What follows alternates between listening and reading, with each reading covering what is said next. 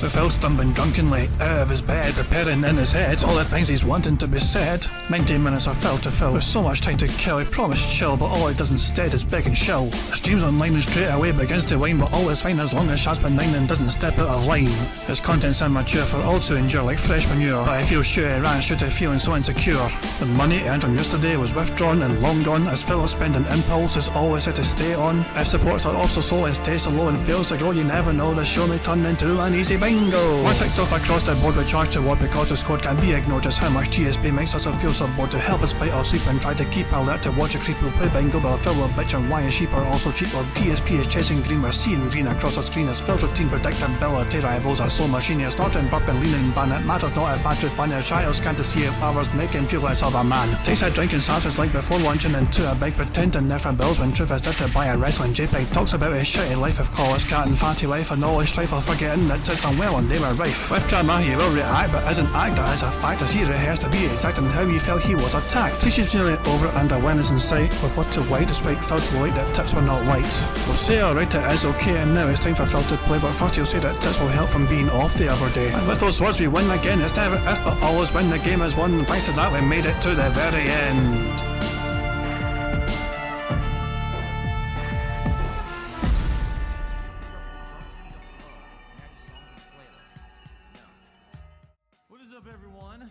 Hey guys, King Jad here, and welcome to DSP Bingo for what is today, Wednesday 10th of January 2024. I hope you're all doing very well indeed, as we prepare for another bingo stream.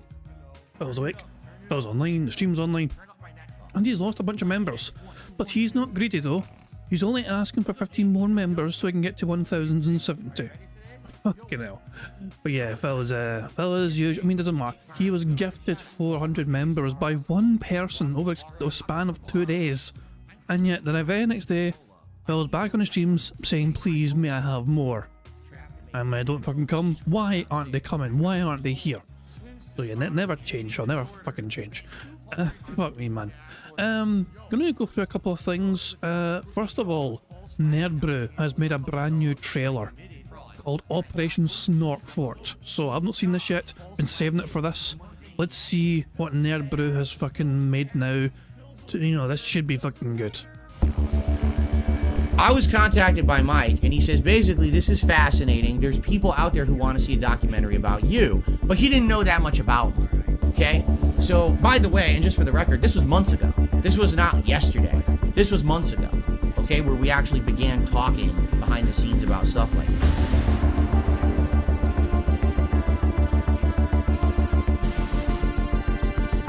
And basically through a series of conversations, okay, that I had with this guy, as I explained my story to him, he was basically like, so this is completely different from Boogie. Yeah, it's not even close.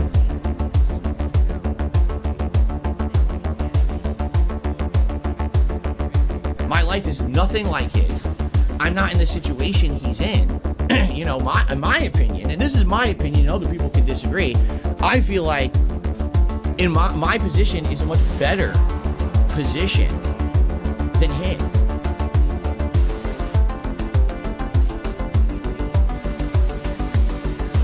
Yesterday, alright, was that there are ridiculous conspiracy theories out there. One of the conspiracy theories is that Michael Plum is somehow a secret agent of Keemstar, and Keemstar is paying him money to make these negative documentaries about people like Boogie and me. Like this is his evil agenda. As I sit here staring into your name's mirror and all of my fears and all that I see. Well, it's moving along. It's moving along. Yeah, the cat's out of the bag. So we're entering the world. So what exactly evidence do you have of any of this? And most of the stuff I'm going to do is going to be with the people.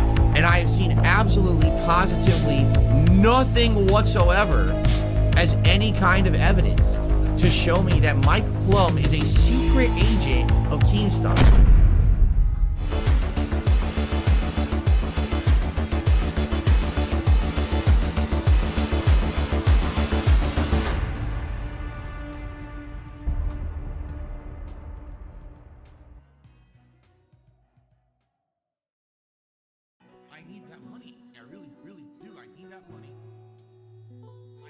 Alright, that was a new trailer made by Nerdbrew right there, so that was a pretty good wee trailer. Here is a link to it in the chat in case you guys are curious. Make sure to check out and make sure you give it a wee like, however, as well. Good wee trailer building up this ridiculous wee documentary, so there we go. So, fantastic stuff indeed.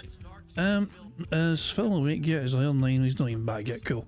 There was one more thing I was going to play for you guys. We'll wait for Phil to get back. And that was his daily crap from like the other night there. So it's like 10 minutes long and he's blathering about like, you know, the usual crap. Let's just see what to say. You know, we'll wait for Phil to get back and we'll just, you know, we'll see what he said after he finished doing. This is the automated thumbnail, by the way. The kind of like him just waving his arms like some sort of Y, like a boxer or something. Who knows? Here's what I had to say last night anyway. Good evening, everyone. Welcome to the Daily Wrap. Are you in the right place? This is DSP Gaming. If you were looking for the daily wrap of like game theory, Matt Pat is retiring. I don't know if you heard. You want to go check that out? That's got like 70 zillion views. This is the daily wrap for DSP Gaming here, and today was an epic streaming day. Today was Tuesday, the 9th of January, 2024, and I had a great time. Let me tell you. First of all, on today's Level 1 podcast, which I will hope you'll give a look if you haven't yet, I need your feedback, because right now I am trying to determine between some upcoming changes to my content, including the style of thumbnails that I'm going to be using moving forward, as well as the style of titling of playthroughs. Right now, I've been using the same titling for many, many years, and there seems to be a desire to maybe have me change it up a bit. In addition, I have changed up my thumbnails a couple times in the last few years, and I presented multiple different thumbnail styles on the podcast, of which I'd like to have you give me your opinion, which you like more. So, please give the show a look from this morning. It was a good one, and your feedback is very much appreciated because your constructive criticism is what allows me to improve the content. The first stream today was Resident Evil 0 Remastered. Now, I was afraid that I might have gotten myself into an unpassable position because I had both Rebecca and Billy with little to no health and little to no healing items stuck in a save room, outside of which there were a ton of these mutated monkeys. And I was like, how am I going to get them by? So that was the big challenge of the beginning of the stream. I'm happy to report not only did I get by that challenge, but we made major progress in the game, going to a whole new area of the mansion. It was full of the disgusting slug people, and after many deaths and attempts, we figured out the way to do it. Found out what to do with a vice, which I was very confused. What do you do with this like vice crank thing? I couldn't find a vice. We finally found it, and basically for about 2.5 hours we were good. Challenging, but good. Then we got to the church and the bat boss, and for almost an hour I attempted to beat this boss, and I pretty much believed I had soft locked myself into not being able to beat the game. And that's sad because people are saying it is infamous that this bat boss is a place where people soft lock themselves on a hard run, because the hard difficulty is so hard in this game, and you either have to reload a game save from like way earlier in the playthrough and redo stuff to try to get there with more, more healing or more ammo, or just start over and give up. Well, I'm not going to start over and give up, and I certainly don't want to reload this game from several hours previous to try to get it to work, alright? So, I gave it the good old college try for almost an hour. I tried to kill this boss with 1 flame round of grenade ammo and about 17 shotgun shells, and I couldn't do it. So, by the end of today's stream, I was disheartened, I was defeated. I even said to everyone, I don't know if you guys have recommendations of what I can do. I'm not sure, because it looks like there may be a soft-locked playthrough, which really sucks. And then I took my break, and I had dinner, and when I came back up here, I opened up my old playthrough of Resident Evil 0 Remastered, also on the hard difficulty, from 2016, when it had first come out 8 years ago. And I did see that I had gotten there with Billy instead of Rebecca, that Billy had way more health, that Billy had way more ammo. But I learned something. I can leave. As soon as the boss shows up, I can leave, and I can go swap items with Rebecca, or I can go back to the mansion, because now the path is clear to the conference room, and I can grab more items. So even though it's not going to be easy, having very low health, there's potential that I could still do it if I get lucky. I can get more ammo for the grenade launcher, particularly, which would definitely help if I can just pummel that bat with grenades at the beginning of the fight. I'll have more of a chance. So, next time around on Resident Evil 0 Remastered, it's going to be the challenge of the game for sure. I don't know how it's going to go, but we're going to continue on. It's not soft locked as of now. I'm going to still try. It may take very well the entire next stream to kill this dang thing, but I'm going to keep going because now I know I can leave and get more ammo. Okay? There you go. That's what we're dealing with right now in the Resident Evil 0 Remastered playthrough. Tonight on the late stream, it was my final night of my year-end series. First, the Viewer's Choice Best Playthroughs of 2023 Countdown, followed by my Game of the Year awards. And it went down pretty well. I would say it went right within the allotted time frame of about 2 to 2.5 hours. People were engaged in having fun, arguing about what games would be in there, reacting and having a good time with interaction in the chat, whatever. Contributions were great tonight, great support, and I just in general had a really, really good time with it. So it was great. And the thing is, I'm not going to sit here and spoil any of it, but I hope that you'll give it a look. So already from last night, the disappointing games of the year countdown is live. I made that the featured video on the channel, and I think it's done like 2,000 views or something like that. Here's the thing. I've been saying this. I even said it last night. I said, it's not like it used to be back in the day. All right, back in the day, when I put out these year-end series, they got tens of thousands of views, okay? Things aren't like that anymore. I'm a small-time guy. I'm lucky to get a few thousand views on any video that I put out on the internet, right? And, I know that. I know that I'm lucky to still be able to make a living making game playthroughs and things because I really am kind of an outdated guy, being 40-something years old. And I know that I have a fan base that loves what I do. They're the ones who come and watch my stuff. And that's why I'm happy that I'm so lucky that I get the support I do. I'm grateful for it. But I know at the same time, these year-end series are not going to get overwhelming views or anything like that. I really do them because I love the fan service for the people who've been around for so long. We had so many regulars here tonight, and it was really nice to see the regulars come by for the special event. So it went well, I'm going to upload. Please check it out. Hopefully you get some traction. If it doesn't, meh. Well, the year-end series are done now. We can move on to new stuff for the rest of the year, and I'm pleased with that, okay? Now, before we get to tomorrow, something else happened over the course of today that you may not be aware of because I didn't talk about it anywhere. First of all, we're now up to part 6 of Final Fantasy 13 over on DSP Throwback. That's my Throwback channel where I'm re-releasing my previously lost playthroughs, and I hope you'll check it out. Definitely the viewership has fallen off for the playthrough, which I expected was going to happen because it's an RPG. I wasn't expecting every part to get thousands of views or whatever. So, we've begun work on Red Dead Redemption 1 because that seems to be the other playthrough that most people are craving right now. And the work's not done yet, but there is a mini video that we broke apart from the playthrough. Basically, when I started playing Red Dead Redemption 1, I talked on camera for about 5 minutes before I ever booted the game. And I kind of just talked about the process of getting the game.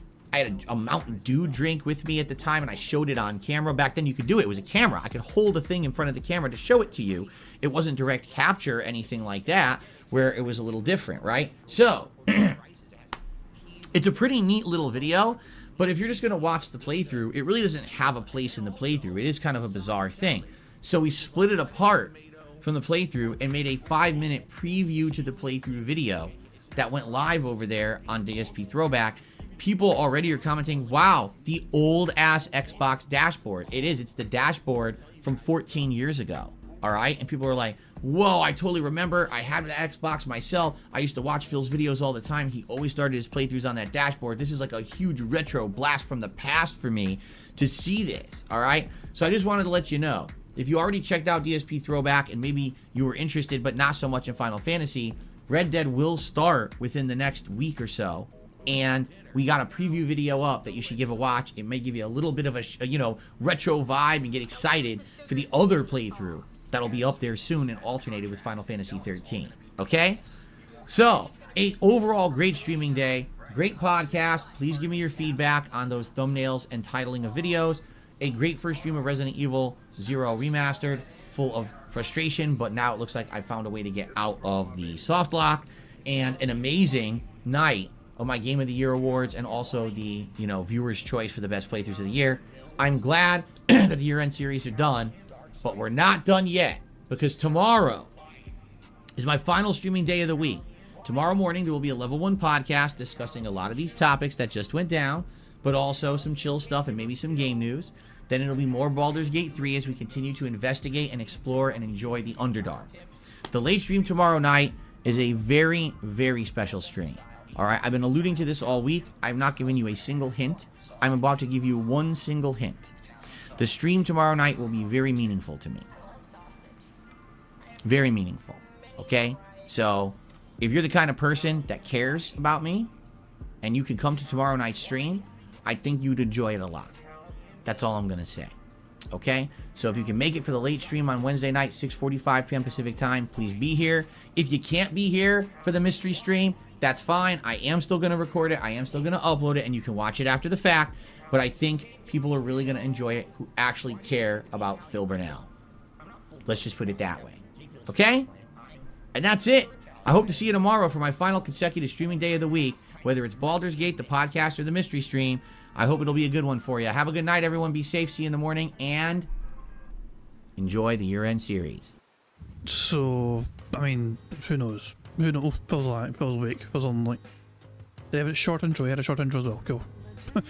Well, there you go. That was Phil's daily crap from Nevernight. And yeah, nice emotional blackmail from his audience here. If you care about me or turn up, what the hell is that kind of talk? Anyway, let me think. Oh yeah, bingo. We need to get bingo set up and sorted and all that jazz. Number. Somebody give me a number. Anyone at all give me a number. First number in chat, I see what I want to use. Eric Reisner is the first one. Well done, he was ready. He's been ready for days to give me that number. So we're going to use Eric's number, 1919. But no pressure, but it's better be good. You've been hyping up your number a lot of times, so it's better be a good fucking number. So there we go. And this is the bingo card we have for today's show. Made Phil to clear his throat, him slapping his leg, him pig spinning something, him bumping his microphone, and him chewing water. The second row is Phil saying tips, goal, business, good news, and obviously. The third row is Phil touching his eye, his chair creaking, him snorting, him saying meaningful, and him getting at least $30+ in tips. The fourth row is Phil saying okay, percent, react, him touching his ear, and him saying sound good. And the fifth and final row is Phil saying Q&A or doing Q&A, him saying necessarily, him making that annoying T sound, him saying idiot, and finally him saying something style. So there we go indeed. And yeah, before we do anything else, special mention for Prophet. You know, his father's been rushed to hospital twice in the last 2 days. Thoughts and prayers definitely, pal. Also make sure you focus on family. I'm glad that bingo can be a bit of a distraction for you, pal, you know what I mean? But make sure as well, obviously family comes first. So hopefully your father will pull through, pal. So there we go. Before doing anything else, just want to kind of make sure that's conveyed, and everyone hopefully send you some positivity, and fingers crossed, pal. So we'll get to the bingo side of things. Obviously the aim of the game is to try and get 25 out of 25 on the bingo card you see before you. But to do that, there's a variety of ways for us to get free spaces for the bingo card. You see, if Phil snorts 20 times or barks 10 times before he starts recording for gameplay for YouTube, that will give us all a free space. If Phil blows bubbles for his audience for getting 100 likes, that too will give us a free space. And if we get 100 likes on his bingo stream, not only will that give us a free space as well, but you guys also get to enjoy the bubbles animation, that Pixar animation, so very kindly made for us all to enjoy to celebrate 100 likes. And remember, if we get 25 out of 25 full house on the card, one of you guys can potentially win a prize, but only if you've left a comment on the community post, which is linked in the description of this live stream. That's covered all the bases. Just a heads up, guys, I'm aiming to basically not talk a huge amount today. I'm just going to let the game, I'm just playing the game, just trying to get through it all, you know what I mean? This is not going to be a derailing stream, whatever. We're just letting Phil cook, we're playing bingo. I know some people like a whole lot of derailing and angry ranting or whatever. That's not going to be that kind of stream, really, you know what I mean? So if you're wanting that, I'm sorry, but today's not the day for that. I'm just getting on with bingo, and hopefully we can get a good bingo, and hopefully we can win. But I've covered all the bases, so fingers crossed, guys. Here we go. Well, everyone, it is the end of the streaming week, and what a great podcast I have for you today, because it has been such a great week. I mean, so many awesome, fun, positive things happening. We're going to be talking about the year-end series. We're going to be talking about getting soft-locked, but maybe fixing it. We're going to be talking about all the updates and improvements that I discussed doing this week, and some feedback that I received. I've also got a huge positive update regarding DSP Throwback, gaming news, and more. So if you're here for a jam-packed, exciting podcast, you're in the right place. I'll see you right after this.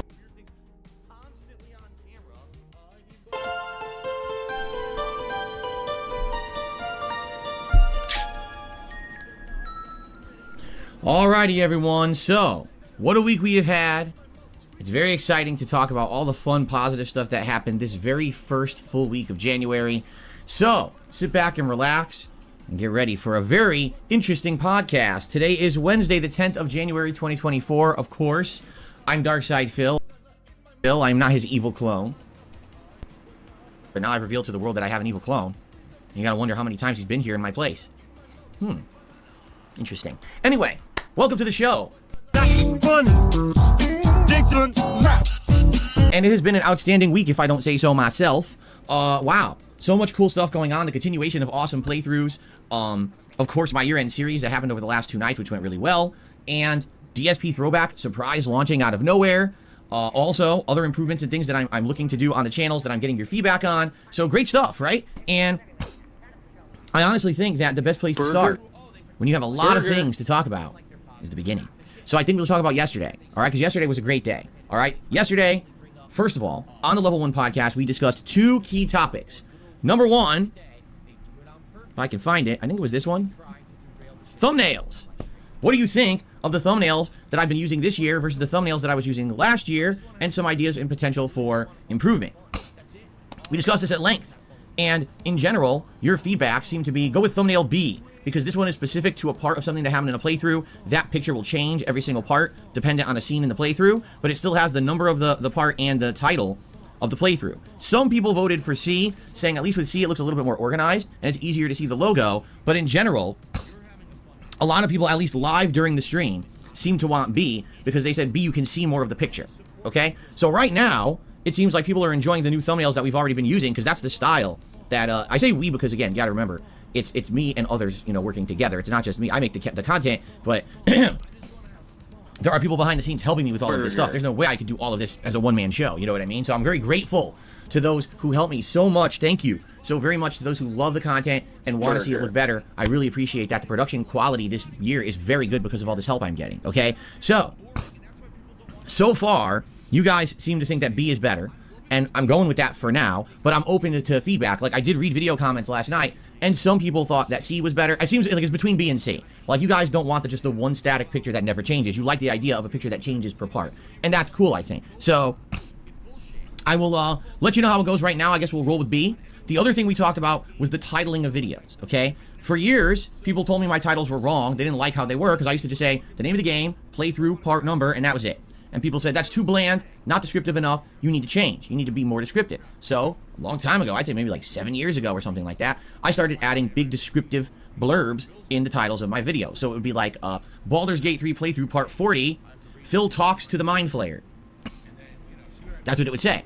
And people liked that for a while, but some people feel like that's a spoiler, and others have said, well, that's all well and good, but the problem is when you're actually looking on like the mobile app at your videos, we never see the descriptors.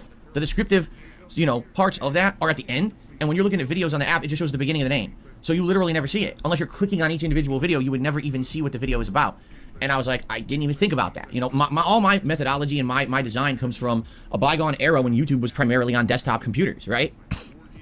Before the vast majority of people started watching on mobile devices. So I didn't even think of it from that perspective. I'm like, holy shit, you're absolutely right. You would never even see those descriptors. So maybe I should change it up, right? So what we were talking about yesterday was there's 3 options. Keep it as it is now, which is just the name of the game, playthrough, part number, and the descriptor.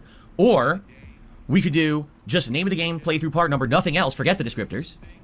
Or we could now do part 40, Baldur's Gate 3 playthrough, so at least you see the part number first. Or the last option would be to put the descriptor first. So it would actually be like, Phil talks to a Mind Flayer, part 40, Baldur's Gate 3 playthrough. Okay? So we had all those options. And basically people had different opinions on this. Like there were big split opinions in the chat yesterday. Overnight, a bunch of people weighed in the comments of the video and said, I think I'd like this, I think I'd like that. I'll be honest with you, I don't think there is that much of a consensus on it. But I did get an interesting email that I'd like to read to you today. And I'm going to keep it anonymous. Obviously, don't worry. To the person who sent me this email, there's no way I'm going to read this and give your name or anything like that. But I actually like this email because they explain what they think, okay? So here we go. You ready? Hey, Phil, I want to get my thoughts on your video titles. I don't think you're doing them wrong per se, but there's room for improvement. Your titles tend to be a bit bland and overly wordy. Titles are important after all. There's a reason other YouTubers change a video once or twice to find that perfect traction. I'll give you a couple examples of what I mean. So, for example, your most recent Resident Evil 0 video is currently called Resident Evil 0 Remastered, parentheses, 2024/PS5, close parentheses, playthrough part 9, hyphen, it happens, all in capitals with exclamation point. Bat Boss soft locks my game, no. Yes, that is the title of my most latest Resident Evil 0 playthrough part, okay?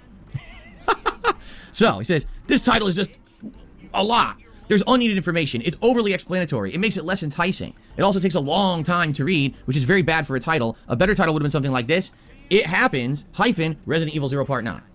That title is more enticing because it's short, it's snappy, it's relevant to what happens in the video, and it leaves a bit of mystery. Well, what happens? You'd have to watch to find out what actually happens in the video. We don't need to be told exactly what happens, and we don't need things like the platform, the year, or to be told that it's a playthrough. Remastered isn't needed because it's not in the title of the game. It's not really a remaster, it's an upscaled port.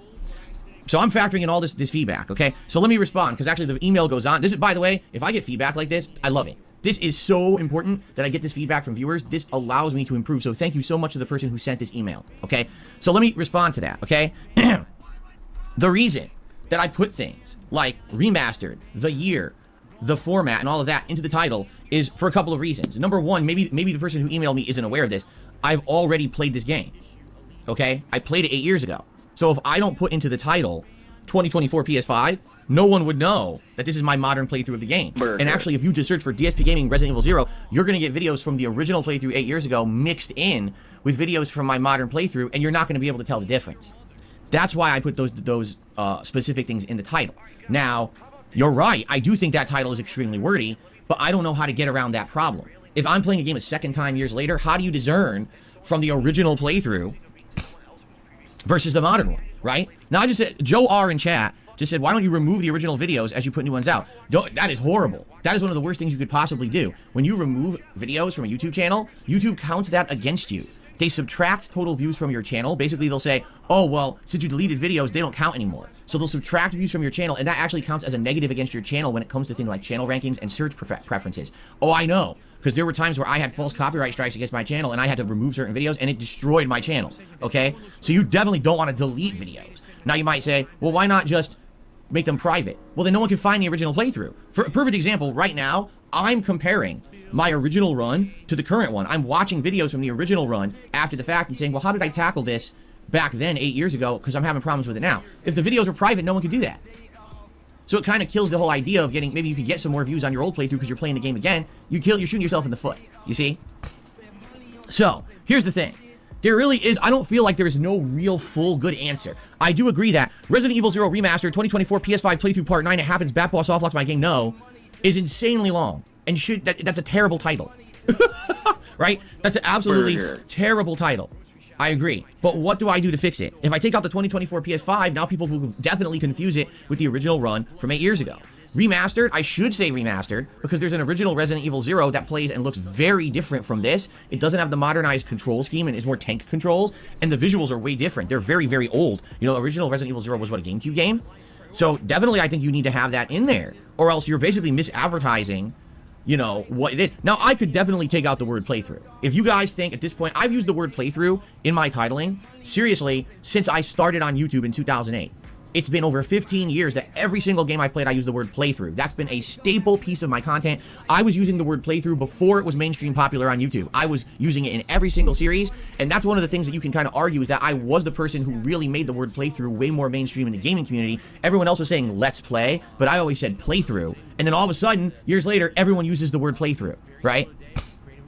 So, I could remove playthrough, you know, but then the question is it a playthrough? Is it a walkthrough? Is it a let's play? And there's all different discernments between those things. I know you might not realize that, but you could, you know, a walkthrough and a playthrough are very different. If I don't specifically say that, then people might be confused, okay? So here's the thing, you know, I'm being honest.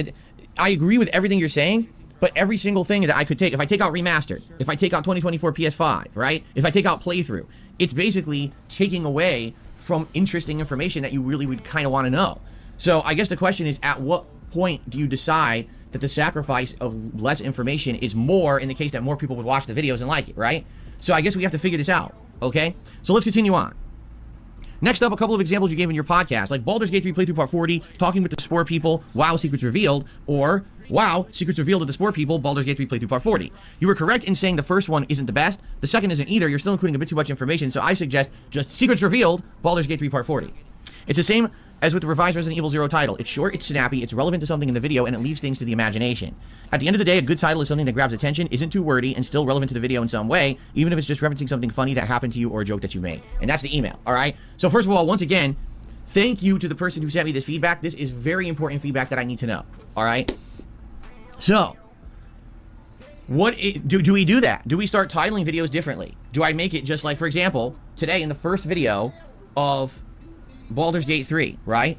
Do I title it Friendly Mind Flayer, question mark, Baldur's Gate 3 Part 40, and that's the title? Or do I say Baldur's Gate 3 Playthrough Part 40, Friendly Mind Flayers, question mark, you know, or, you know, how do I do it? I don't know. We got to think about this. Right now I'm getting different feedback. Some people are saying just leave it like it is. There's not a good solution. Some people are saying no, try it. Try the trimmed, right? Views might get better if people don't see this giant bloat. You know what I'm saying? A lot of people are agreeing description first and name second, okay? So, maybe... No, I'm definitely not labeling it BG3. Even I don't know what BG3 stands for. If I were just searching on YouTube for Baldur's Gate 3 and I see something that says BG3, I wouldn't immediately associate that that's what it means. So I definitely, that's too much of an abbreviation. That's crazy, okay? So, all right. So maybe, what do you guys think? Do you think as of this morning, when I upload a video, I should rotate around and put the description first? I'm totally okay with that. If that's the case, if that's what you think, and you wanted to give it a shot, but I don't think everyone's sold on that either, right? Or I guess the other question is, all right, do I only do it for new games? Like, for example, when I start playing Like a Dragon, Infinite Wealth, and Tekken 8, and the story mode of Tekken 8 and stuff like that, then do I start titling the videos like that? Or do I actually do it right now in the midst of playthroughs? I mean, I'm 40 parts into Baldur's Gate 3, and if I change that, if I change it around now, is that going to be, like, distracting to people who would watch the first 40 parts, right? I don't know. Also, you got to keep in mind, I'm now got a new channel, DSP Throwback, and I'm just about to start new content on that channel. Do I start with the new titling style now? I could, right? So there's all these things to think about, and I need your feedback. I think, you know, Duke says, I think you should leave it as is, either to navigate playlist this way and identify what number you're watching, which is next. PS3 Troop says, do a fake reaction with a big red arrow pointing at something. Oh, they mean like every single video on YouTube? Orange says, if you're searching for Baldur's Gate 3 and a video comes up with BG3, you can figure out what it is. Helixification says, is this for people looking for your playthrough or your subscribers? I mean, it would look the same for everybody. The title is going to look the same for everyone. It's not going to look different for different people. You understand that, right? It would look the same for everyone. So, again, here's the thing. People who are already subscribed to my channel, you probably already understand the content, right? You get it. This is more for an outsider who's trying to find it. Like I said, recently I got feedback from someone who wasn't familiar with my channel, and they had just started to look at my channel, and they said, just so you know, just as a newcomer coming to your channel, I can't make heads or tails of the videos. They all look the same because they all look like they have the same title on mobile, and I watch all videos on mobile. And I was like, wow, that's good feedback because I didn't know that. You know, I only see I'm looking from my desktop version, right, on my channel page, and I'm looking at how they appear on the channel page and in a playlist, or, you know what I mean? I'm not looking from, like, a mobile version and realizing how bad it can be over there. You know what I mean? Burger. So, let's continue to talk. I don't necessarily need to make a change right now. Burger. But I think this is a discussion we need to keep having every morning. And it seems like you guys are torn. You guys in the chat right now are actually going back and forth at it about what would be the best absolute way to do it. I'm totally open to changing it. It doesn't... You got to think about it this way. I don't watch my own videos. I make my videos. I don't watch them. So I really don't care at all about the title. I'm not going to be using the title to figure stuff out in my own playthroughs. You know what I mean? You are.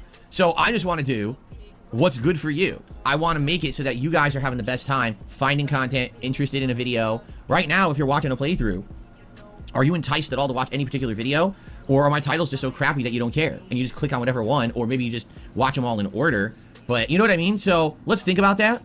Now, here's another thing, and I didn't know about this. It was actually OP Boone, who, as you know, he's the person who actually has been posting up timestamps on many of my videos, generated by AI, okay? So OP Boone posted up something fascinating that I'm not aware of, nor do I know if it's true or not. He says YouTube, excuse me, YouTube is implementing supposedly the ability where you can have multiple thumbnails uploaded for each video. Okay? Now I have no idea if that's true or not. But he says what happens is you upload 3 completely different thumbnails. And then what happens is YouTube will randomly show one of the 3 thumbnails to the audience. So every time you see the video, you might see a different thumbnail. But the thing is, it reads metrics. So it'll actually record how many people saw that thumbnail and on that particular version of the thumbnail decided to click on and watch the video. It'll measure those and then it gives this data back to you if you look into the analytics of the video, and then you can judge for yourself what style of thumbnail you want to continue to use. Now I have no clue. I don't know if that works, nor did I see that anywhere. Like I didn't know it existed. All right. So I'm looking right now, right? And let's say for example, I go to Baldur's Gate 3 Part 39 and I hit edit and I'm looking at it and it says thumbnail. Select or upload a picture. I only see 1. You know, I don't see 3 at all. I only see the option to add 1 thumbnail. So I'm not sure if this is a new feature that's coming, if it's only a feature that's in beta that certain content creators have access to and I don't. I don't see it. So when it comes, or if anyone knows anything about this, if you guys have information about it, maybe OP Boone will watch this back, please let me know more about it, because that sounds interesting to me, and it definitely could be a way to actually have data, concrete data on what works and what doesn't, but I don't see it. So for now, I think we'll roll with the B-type thumbnails, and I think we should continue this discussion about titles, okay? Okay, yesterday's gameplay. Resident Evil 0. I got out of the monkey business situation, meaning I was stuck with a bunch of deadly monkeys in a room, but I got past them. I solved a bunch of puzzles. I essentially figured out and cleared the rest of the mansion, and then I got soft locked at the Bat Boss. And some people had said the Bat Boss in Resident Evil 0 on hard difficulty is infamously one of the most annoying, if not playthrough ruining bosses in Resident Evil history. People who speedrun that game hate that boss because it could completely screw you if you have bad luck and you show up with the wrong amount of health, healing items, or guns and ammo. So basically, I think what happens is I got screwed because I went there with the wrong person, Rebecca. I went in there with the wrong kind of ammo and I have no healing items, okay? I tried to beat that boss for almost an hour and I couldn't do it. Now I got closer and closer, but I still didn't do it, all right? Now, am I truly soft locked? Well, here's what happened. After the stream went offline yesterday, and by the way, can you hear the landscapers in the background? Because they're getting closer. I'm going to have to close my window soon, I think. Can you guys hear them? If you can hear them, I'm going to close the window now. Nope. Bruh. Yes, they landscape here in the winter. You can hear them? Just a tiny bit. I'll close the window for now, and I'll open it up in like a half an hour then. Okay.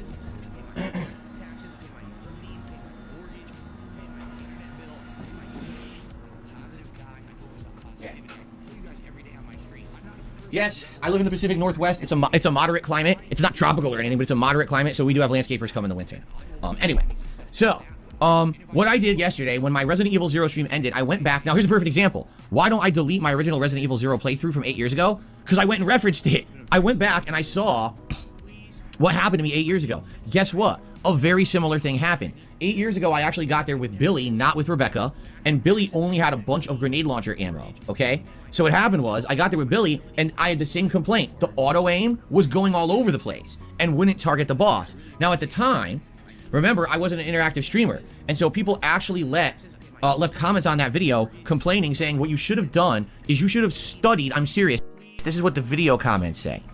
You should have stopped playing the game, and instead of trying to beat the Bat Boss, you should have went online and researched Resident Evil 0. And if I did that, I would have known that there is a hidden mechanic in the game that when you're aiming at an enemy and you tap the bumpers on your controller, you'll change the auto-aim to different enemies in the sky. So instead of aiming for the little bat, you can keep changing your aim until you finally adjust to the boss, and then you can shoot the boss. I'm serious, that's what the comments say. Like, it's my fault that the game has this weird hidden mechanic that's never explained. I'm supposed to just know this psychically, or I should have stopped and studied on the internet on how to play the game. Okay? So anyway, so I read that, I was like, oh, alright, so immediately, number one, that's gonna help a lot, because I can try to use that when I try to kill this boss again. But the other thing I didn't realize, you can leave the room. I didn't think you could. I thought that once the boss fight starts, you're stuck in that room. You can leave. So now what I can do, right? I'm Rebecca in my current run. I can go back to Billy and we can swap items. I can get more grenade launcher ammo. I think I have 2 acid rounds and a regular grenade as well back over in the conference room. So I should be able to backtrack and grab other items and put better ammo into my inventory, so I'm not so reliant on just the shotgun ammo. And if I can hit that thing with 3 or 4 grenade rounds first and then switch to the shotgun to finish, I think I'll probably be able to beat the boss, okay? Because the problem was just using the shotgun, once the little bats come out, you can never hit the goddamn boss ever again. But if the first 3 hits are all grenade rounds, then it's gonna have like no health left, and then I could just finish it with the shotgun. So I think, because I was able to research my previous playthrough, I think I have unsoft locked myself and will be able to continue on with this run this weekend, okay? So, there you go. Thank you for the feedback 8 years ago. Thank you for the feedback yesterday, because a lot of people were like, don't give up. Stay motivated. I think you can beat it. So, I think we're going to continue on this weekend and continue with the playthrough, okay?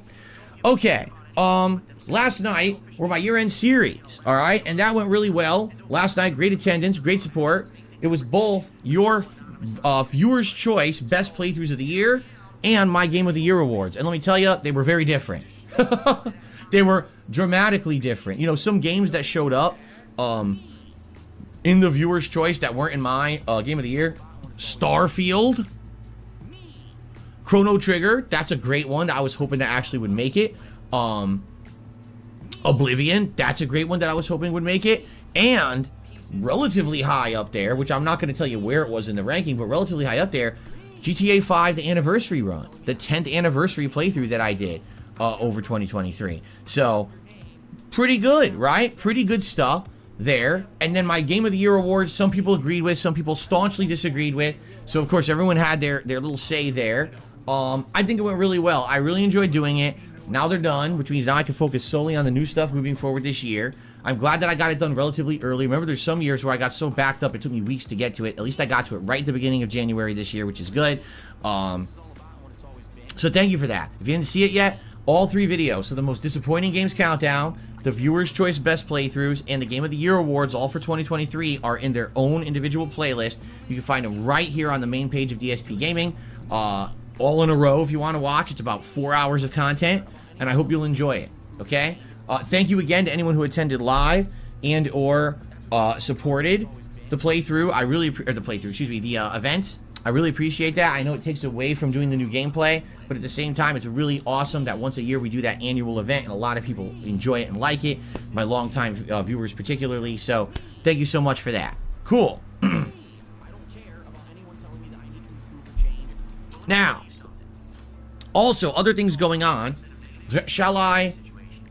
Well, okay. Let's talk a little bit about what happened yesterday on DSP Throwback, okay? As of right now, the first 7 parts of Final Fantasy 13 are currently live on DSP Throwback. So a whole week of videos, almost 4 hours of the playthrough is live on DSP Throwback, okay? And here's basically what's happened, which is exactly what I expected would happen, okay? The viewership is completely trailed off, alright? Part 1 has over 5,000 views. The next 2 parts have around 1,000 views. Then it goes down to like 800. The latest part from yesterday doesn't even have, well, didn't have, I don't know about now, it didn't even have 300 views in 24 hours.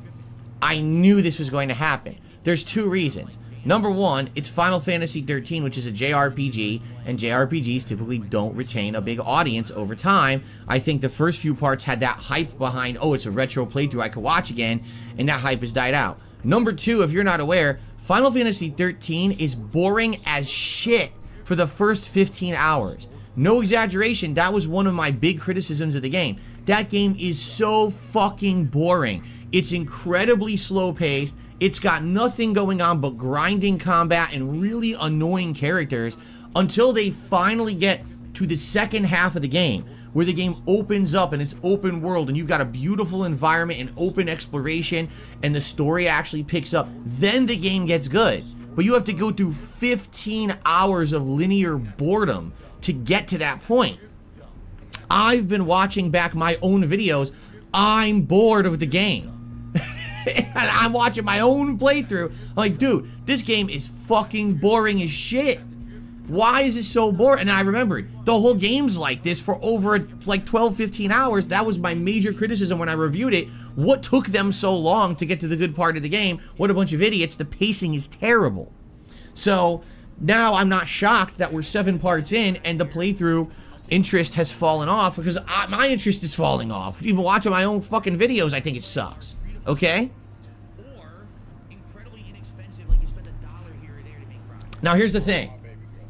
Am I going to stop uploading Final Fantasy 13? No. You guys asked for it for years. You're going to get it. The project is in full swing. We're going to keep moving forward with it. All right?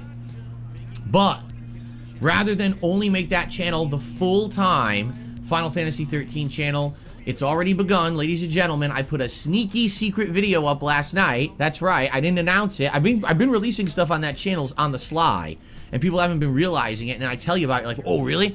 I released a Red Dead video last night. I did. Did you know that? Did you check it out? Were you subscribed? It was a secret, sneaky video. Okay?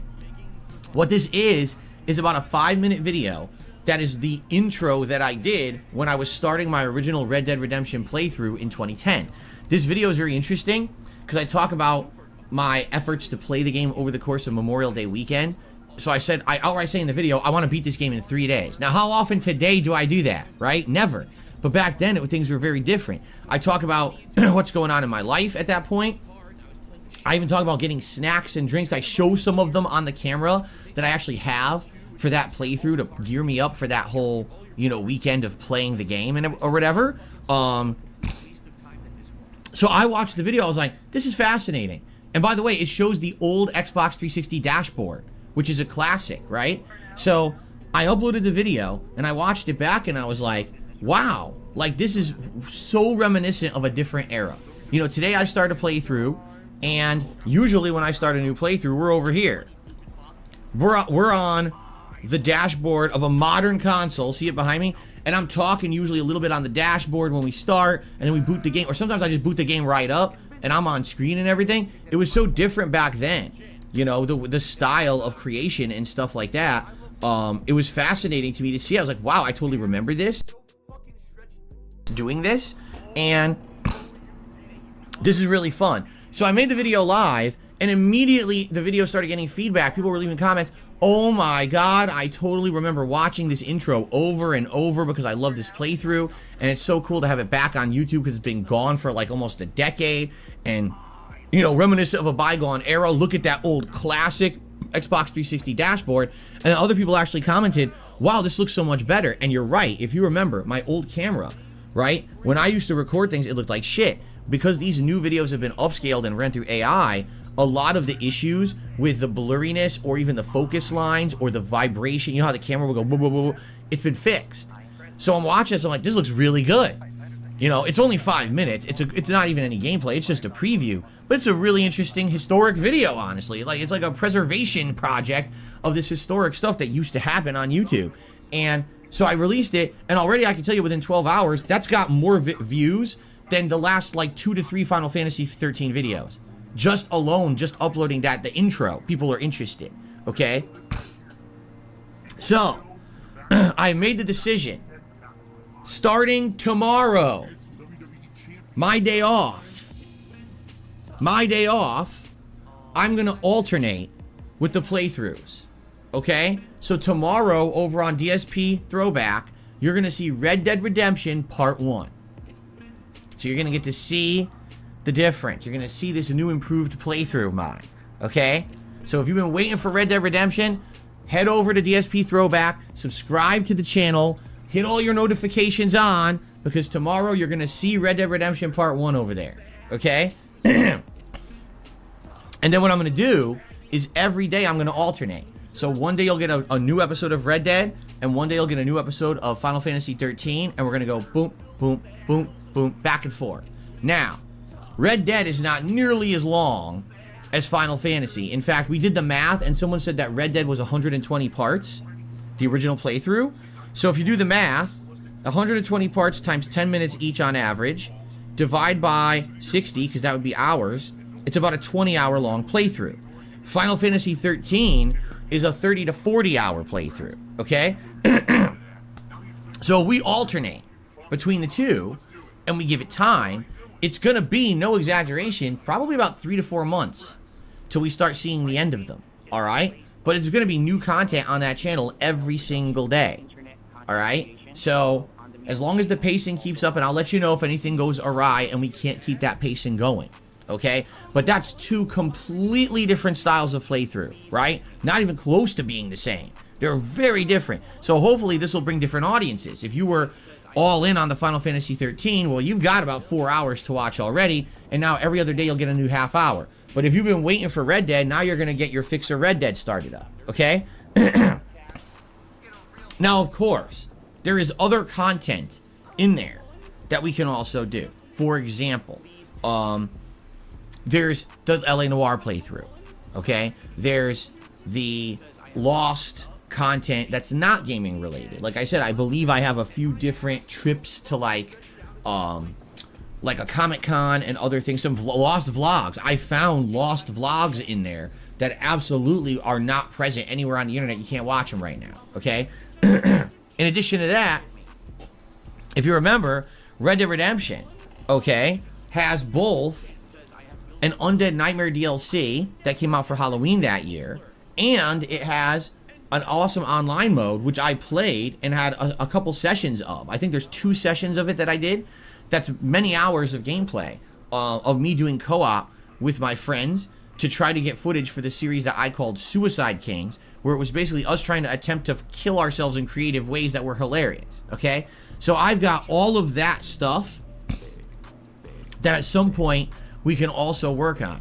I don't want to jump the gun, and I don't want to flood you with so much variety of content on DSP Throwback that now we're doing too much at once and you never get to see what you like. Because what if you only like one playthrough? Do you really want to wait 4 days for a new part?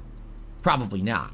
So I think what we'll do is we'll alternate the 2. We'll do Final Fantasy 13 and Red Dead 1, and we'll just alternate that for a while.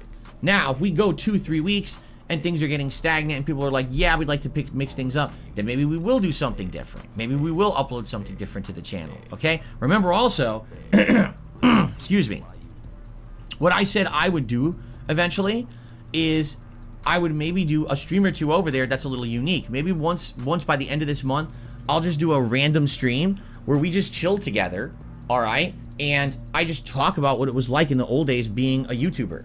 And you could ask me questions about, you know, what was it like using a camera?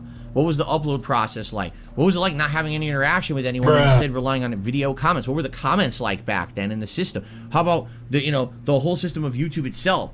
With the channels and everything, what was that like? You know, were you a top YouTuber back then? What was that like? How did you tell? What was the grading system to figure that out? Who were your main competitors back then? What was it like being known in the YouTube community? Did you go to conventions? Did you talk or hang out with other YouTubers and stuff? There's a million things we could basically talk about, okay? And that would be a pretty cool stream, I think, to do over there, okay? In addition, another idea is to go back and just do a react stream to my old playthroughs. And if we wait a couple of weeks here, like if we wait till like maybe the end of January, I'll have tons of both Final Fantasy and Red Dead to watch back, and we could just hit play and I could just sit there and react to my old playthrough and see what commentary we 5 in a row. That's concerning. Cringe at and how funny it really is, okay? That'd be pretty cool. So that's some ideas of variety of stuff that we can do over there. But we're not going to jump the gun with that yet. Instead, let's let the videos upload first. Let's have a couple of weeks of solid video uploads over there. Now, I just want to let you guys know, the views are doing good on the channel. The subs, you know, I think I gained 400 plus subscribers on the channel in a week since I announced this project, which is excellent. And, you know, it's looking good when it comes to everything I'm looking to do with the channel so far. We're not there yet. But I feel like now that I'm going to start uploading Red Dead, we're going to see another boost. You know what I mean? Like, we're going to get another big boost of views for people who want to see Red Dead. So that's going to help with what I'm trying to do with the channel. Remember, I'm trying to get it repartnered and everything. And I think that's going to get us right on track with where we need to be. Once I have more information on that, I will obviously share it with you. Right now, I don't really have anything new to share, okay? But anyway, that's all positive news in regards to DSP Throwback. So check out the little preview video of Red Dead that I put out yesterday, and then starting tomorrow, Red Dead Redemption 1 begins on DSP Throwback. You can find this channel, by the way, youtube.com/@DSP Throwback. I hope that you will give it a look. Okay? Now, let's go through the schedule for the rest of the week. And then I got a little bit of game news to talk about. And then we're going to get to shoutouts. So, schedule for the rest of the week. Today, more Baldur's Gate 3. I'm excited because we actually got to an interesting part of the Underdark where we're talking to two NPCs who seem to be very, very unique. These NPCs are essentially enemy archetypes, but they're friendly. And so we're getting some interesting lore and information over there. Man, excuse me, I just got something in my throat. Okay, it's a little better. Sorry about that.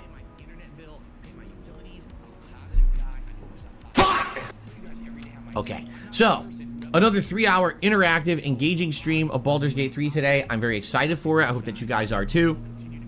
Hopefully you'll hang out and support as usual, and it'll be a great stream. Okay, tonight it is my super duper mystery stream that I've been building up to now for a week. I've been telling you that Wednesday night, it's the night when I'm going to be doing something very special here. And I absolutely think that everyone can make it to tonight's late night stream, should be here. Okay? Now, if you can't make it to the stream, that's perfectly fine. As you know, I record everything that I do and upload it after the fact as an archive here on DSP Gaming. But, particularly, I think you guys are going to enjoy being here live if you can make it here tonight for the late stream starting at 6:45 p.m. Pacific time. The stream should run the usual length of a normal late night stream, but this is kind of a very, very special event. That's all I'm going to say. And as I said last night on the Daily Wrap, this is going to be something very meaningful to me.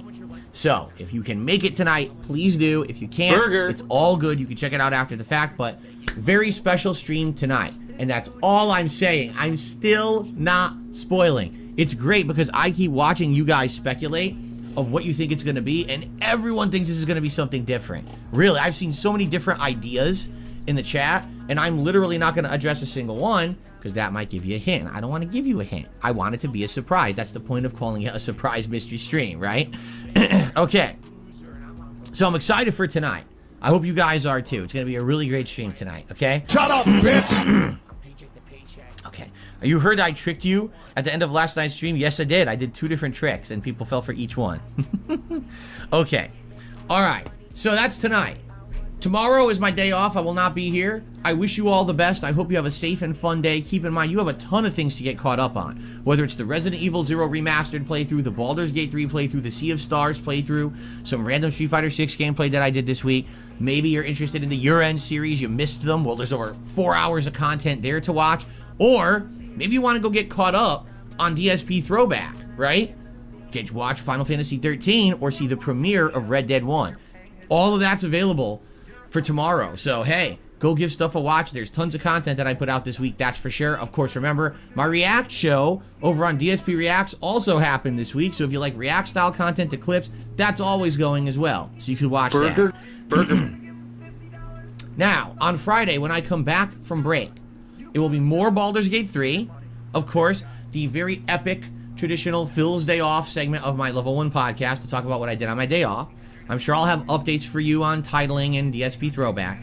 And then Friday night, we're going to do Friday Night Fights. I decided I'm going to do a stream of Dalsim to go back to, the swing of things with the characters that I'm good with. So we'll do some Dalsim on Friday night. Saturday, it'll be Resident Evil 0 Remastered, where we're going to unsoft lock myself, and by hook or by crook, and however it takes, we're going to beat that bat boss. Alright? It's going to be defeated, and we're going to continue on with that playthrough.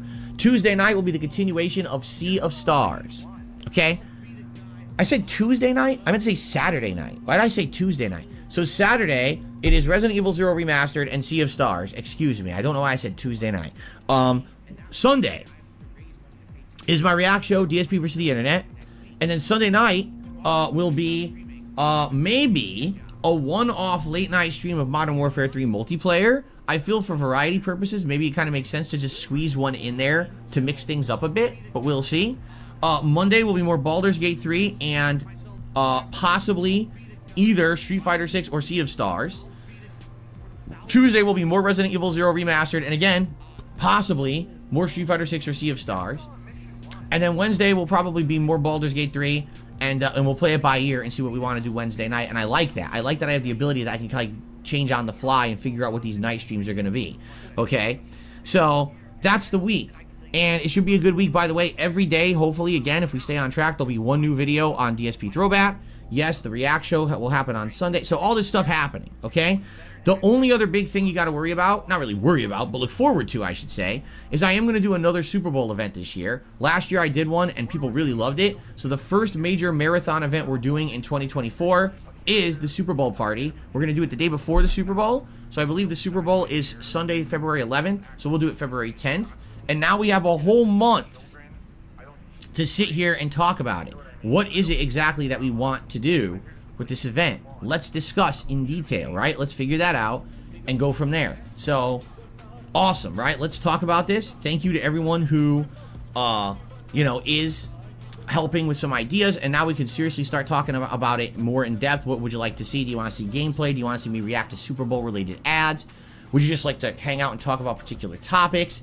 What kind of, should I order food? Should I have snacks? So last year I had snacks. They didn't work out too well. I'll probably have some booze and stuff to drink during the event. I'll be dressed up in an NFL outfit and stuff like that. So it should be fun. So let me know what you think, and we'll start talking about that over the course of this month. Okay?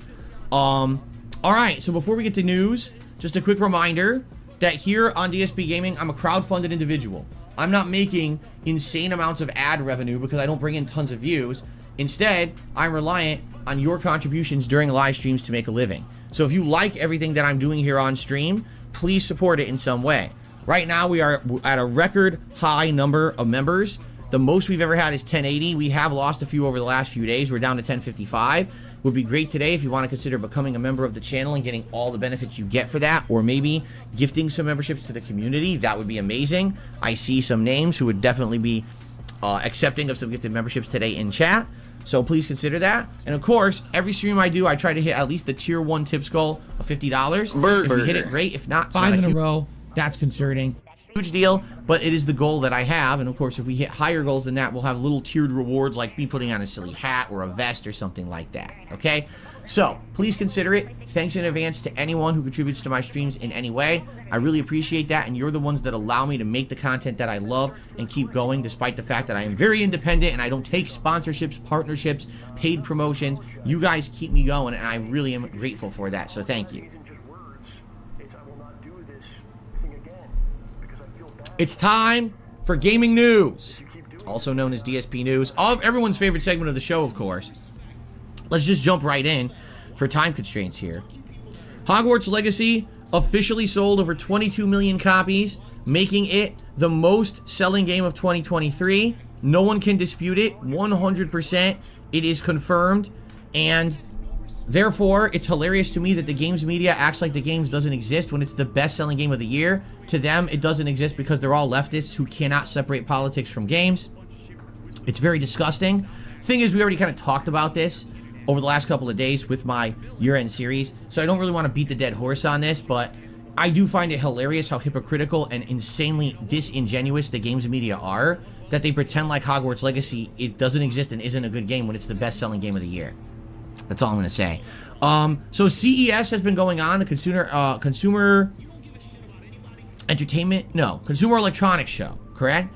And they've been showcasing all this kind of crazy stuff. They got a translucent LED technology that looks futuristic, like in sci-fi movies from the 1980s, and it looks like this is going to be coming to fruition soon for consumers. But one of the things that is coming out is all these movies, right? So Gravity Rush, a game that I thought, like Sony probably forgot about, is apparently getting a movie. Star Wars, The Mandalorian is going to get a movie, right? So I am not dedicated in following this, but it's weird because it's supposed to be consumer electronics, yet they've announced all these pop culture things at the show. Isn't it funny? Because isn't that what happened with E3? Didn't E3 start off as it was just supposed to be like technical things with video games, and then all of a sudden every year it became more pop culture, more pop culture, more pop culture, and then after a while people realized that E3 was just Comic-Con and that E3 didn't need to exist anymore? So I'm just saying, I think CEO is really weird, or CES is really weird in that way, but there's definitely different things you can check out. For example, one of the top stories from CES is they showed off more Suicide Squad gameplay from Rocksteady. So every major game outlet covered it, and they all said that they don't like it. They're like, no, it's just a generic third-person shooter. It's not that unique or interesting. And the heads-up display for it is terrible. The entire screen is filled with like an energy bar here, an ammo bar here, status bar here, compass here, comm information here, team stats here, objectives down here. The whole screen is surrounded by a million things. And it's funny because people are looking at the real game and saying that was too much and over-exaggerating. But now they're looking at this and they're like, wow, that really looks terrible, like atrociously bad. And again, every game outlet that had played the game said, meh, it's not very good.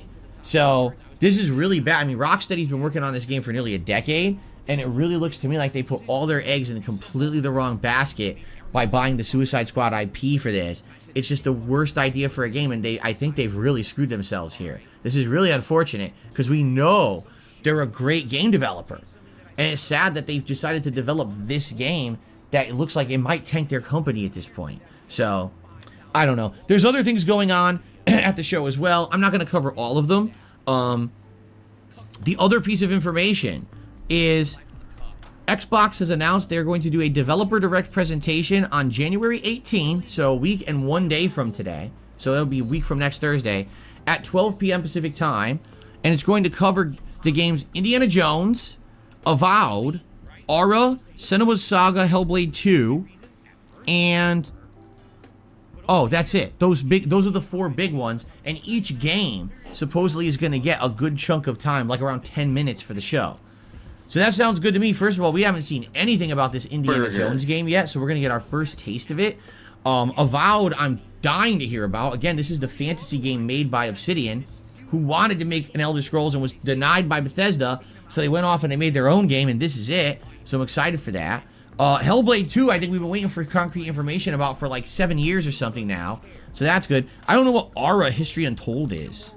That doesn't ring a bell. Maybe we've seen something about it. But anyway, so 1 week from tomorrow, I won't be here because that's my day off. But perhaps it'll be a good one. And what I'll probably do is try to get caught up on the news and cover it on my podcast, you know, when I return that week. So that's the news for now. Nothing too crazy going on, but a little bit of news to discuss. And I'm glad that things are starting to stir up in the industry right now. That's a good thing, right?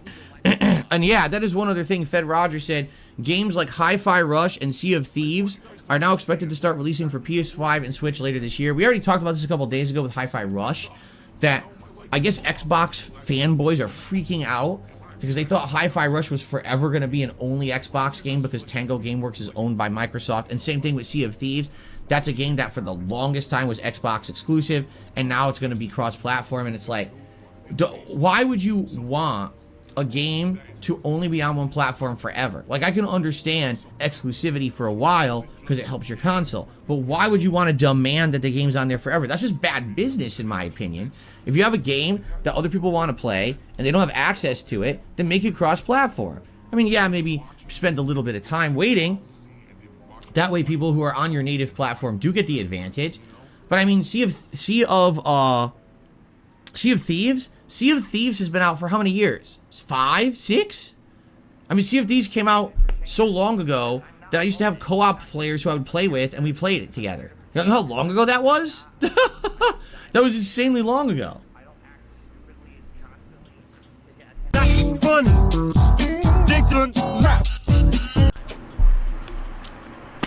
I just don't get this weird mentality that of console wars in 2024. It's just, it's like, it's a 10-year-old outdated thing. Anyway, so yeah. All right, so there we go. Thank you very much for watching the news segment. And we're done. So now what we can do is we can head on to shoutouts and do a little bit of Q&A for the rest of the show. We start off on the YouTube side of things with absolutely nothing. We have no shoutouts for anything because there's no super chats, no memberships, nothing. So I don't have to shout anything out there. But I will move over to the tip side of things. And it looks like the first tip of the day is a $1 tip from Playcool, who says, shout out to OP Boone for doing his stuff with AI. It helps a ton when it's time to catch up with your stuff. Much thanks for that, man. You are a wonderfully sexy beast. Whoa.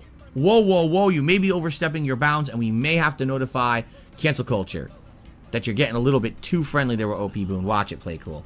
He says, I vote for the titles to remain the same. Simplicity, please. Game, part number, clickbait title. It'll be a pain to find stuff in this order is not respected. Feels like people are creating a problem out of nothing. So play cool is suggesting we keep the titles exactly the same. Seems like everyone has a different opinion on the title. It seems like thumbnails, everyone agrees for the most part. And it seems like on the titles, nobody agrees. Everyone's of a different idea here, right? Everyone's kind of arguing around, no, this, I think I like this. So I think we need to get more opinions. We need to keep asking about this, and you know, maybe it's worth it to try a different titling style when I maybe start a new playthrough and see if it works or not, and see, or see if it's so weird and it bothers so many people that maybe we just don't keep doing it. I don't know. Excuse me. I guess we'll see. All right, for now, that's all we got. So right now, let's do a little bit of Q&A in the chat. If you guys tag me in the chat, all right, I will do some little bit of Q&A for you guys. And if any other contributions come in, obviously I'm going to shout them out. Orange says if the name is in the thumbnail, or it's obvious from the thumbnail, you don't need the name of the game title first. Hawkey says, are you going to upload the entire Raw live stream from this late stream? Myself and other Europeans would probably like to see the entirety of this mystery experience. Yes, I've already said as much. Don't worry. Everything I do on YouTube, I record and I archive. You don't have to, I mean, it would be awesome if you were there live, but you don't have to be there live. You'll still be able to enjoy the mystery stream, even if you're not there live. I'm just saying, this is something that I think people would want to be there live for if they can make it. So there you go. Smiling Jasmine, I had enough of you, and don't come back. Really, you're just so obnoxious. Goodbye. Okay. I've only explained 3 days in a row how I have post-nasal drip and it affects me, and you're still here saying the same stuff, so goodbye, don't come back. Okay, Spidey says, do you have any retro games planned for the summer? Nothing yet. Listen, I have so much going on in my life, I don't have time to plan 6 months ahead. I don't. When we get to the summertime and there's downtime and stuff, we'll look into it. For now, you know, we gotta work towards January, February. I'm working on DSP Throwback, DSP Reacts, DSP Gaming, and a documentary all at the same time. I can't think that far ahead, all right? But we will get there eventually, okay? All right. Let's see here. Cool Spot says, I like wordy titles being jam-packed with information. Ghost says, do you ever want to go back east to have old-school Italian food? Yeah, of course. Keep in mind that I came from Connecticut, and Connecticut and New Jersey and New York State are the three major states in the United States that have the highest concentration of Italian Americans and that kind of cuisine. Authentic Italian American cuisine, right? So for me, leaving that, I don't have that at all out here. I have not had a single piece of truly authentic Italian pizza since I lived here. There's one pizzeria that tries to emulate New York style pizza, and they're in downtown Seattle, and a piece of pizza costs $9. I'm not exaggerating. So because of that, I don't get it, you know. I haven't had, is there good pizza out here? There is, but it's nothing like authentic East Coast pizza. So when I went back to Connecticut in 2019 to visit my parents and to get married when I was there, we had the authentic food, we had the pizza, and we went to an authentic Italian restaurant, and we got a giant spread for our wedding dinner, and it was absolutely amazing. We'll always remember that because it was so good. But there's nothing else like that out here. There's nothing authentic. So until I go back, now when will I go back? I have no idea. Would I ever go back? Maybe. Of course, it's gonna be expensive as shit. I don't know. It definitely wouldn't be winter time because the winter there, they have inclement weather. In fact, they're supposed to have tons of snow this week. So imagine if I had planned like a Christmas trip, it gets snowed in there, right? So there you go. But maybe I would go back another time to visit. We'll see. Let's see.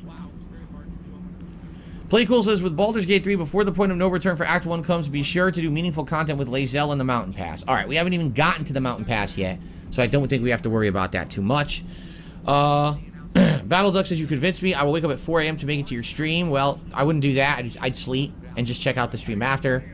Eternal Labomb says, I cannot wait till Grand Blue Fantasy Relink in a few weeks. Are you going to check out the upcoming demo? It's a Dragon Quest meets Nier Automata. No. There are way too many RPGs coming out in a short period of time. There's Like a Dragon Infinite Wealth. There's the Grand Blue game. There's Persona 3 Redone, or Remaster, whatever it's called. And there's Final Fantasy VII Rebirth. That is insanely stupid. And I'm sorry, I don't know who's at fault here, but you cannot have 4 insanely good quality but lengthy RPGs releasing in a month. That is called cannibalism. There is absolutely no fucking way all 4 of those games are going to do well. They are all going to cannibalize each other. And there's no way they're all going to sell well. So what's going to happen is 1 or 2 will do well, the other 2 will do poorly, and then you're going to hear the woe is me, oh, I just don't understand it. Why did our game not sell well? It's such an amazing game. It must be the games industry just doesn't get it, or the journalist. No, it's because you all released your games within a month. No one's going to buy 4 100-hour RPGs in a fucking month. Are you out of your mind? That's stupidity. It doesn't make any sense at all. Even me loving that style of game, there's no way I'm buying all 4 of those.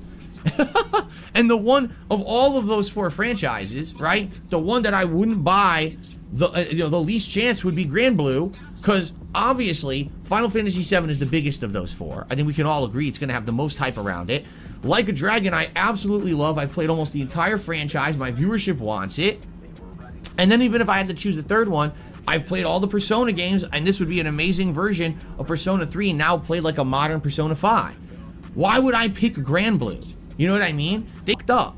That game should not be coming out during this time period whatsoever. They have completely shot themselves in the foot. And I think you're going to see this. This is what's going to happen, is that a few of these games are going to underperform, and we're going to have to hear about, oh, it's the RPG crash of 2024. No, you just all released your games in 1 month. What the hell were you thinking?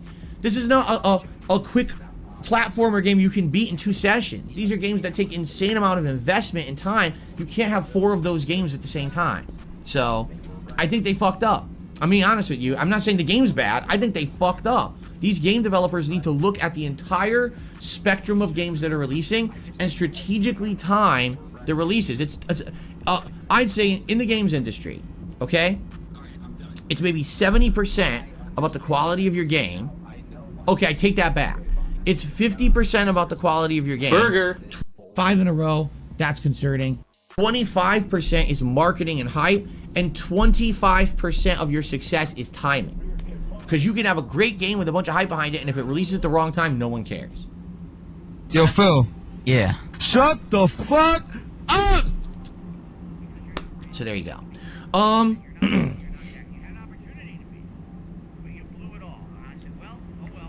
I received a $20 tip for 1 Minute Man. You have a scroll of gaseous form. I do believe I do have the scroll of gaseous form. Someone can be transformed to pass through those small holes and cracks, etc. The disguise self spell can do the same thing and much more. Very useful. I don't have the disguise self spell. I think I had the ability to get it at one point and I didn't. But I do have a few of those scrolls of gaseous form. Although, I feel like in real life, I'm an expert on being of gaseous form. So maybe I don't need a scroll to do it in real life. But maybe, perhaps, in the game, the characters aren't as experts at it as I am. So there you go. Thank you for the tip, and thank you for the tip. It's a tip within a tip, right? It's a game tip and an actual tip at the same time. And I really appreciate that. Thank you, 1 Minute Man, for your usual support of everything that I do. Cool. All right.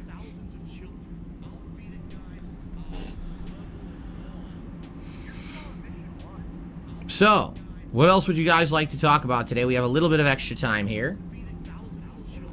Joel Loft says, Final Fantasy VII Rebirth the end of February. Loads of people will wait until that one comes out. I have no clue why they let Grand Blue be sandwiched between Persona 3 and Like a Dragon. I have no idea.